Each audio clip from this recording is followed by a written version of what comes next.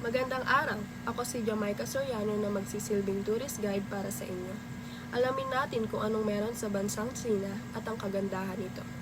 Ang China, isang malaking bansa sa Silangang Asya, may kahabaang kasaysayan, kultura at ekonomiya. Ang opisyal na wika ay Mandarin.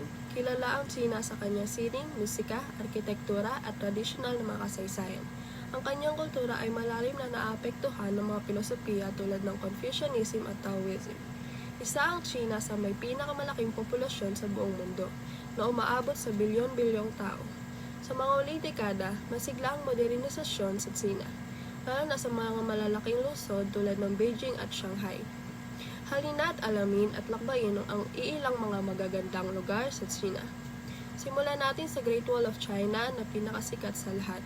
Kilala ang China sa kanyang pambansang simbolo, ang Great Wall of China.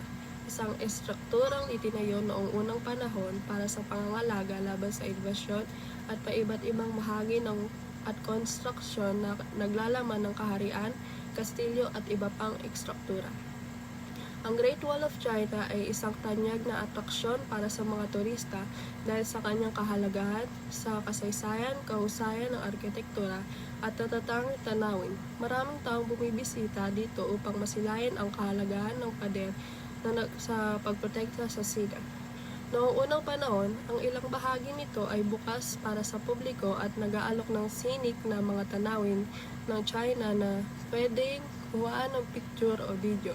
Bukod dito, maraming turista ang pumupunta sa Great Wall upang masubukan ang karanasang maglakbay sa isa sa pinakamagandang gusali sa mundo. Pangalawa ay Shanghai na matatagpuan sa hilagang bahagi ng Yangtze River Delta. Ito ay isang kilalang lungsod sa China na kilala sa kanyang makabagong arkitektura, masiglang kultura at kasaysayan.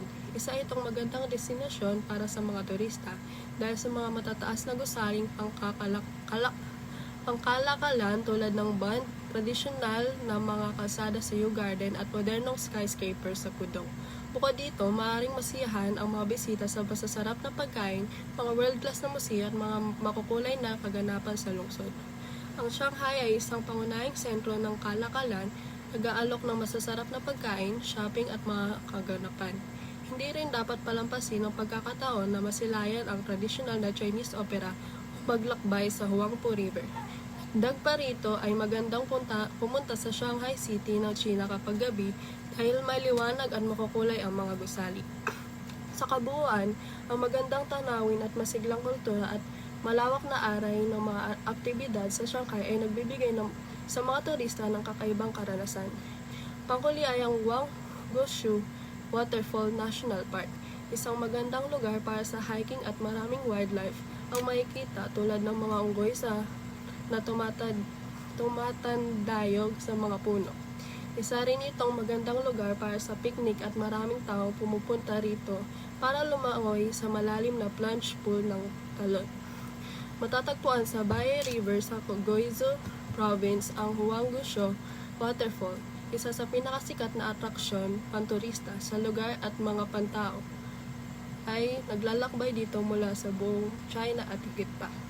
Kaya ano pang iniintay mo? Lakbayin na natin ang bansang China at ang mga popular na mga tourist spots nito. Ayun lamang, maraming salamat.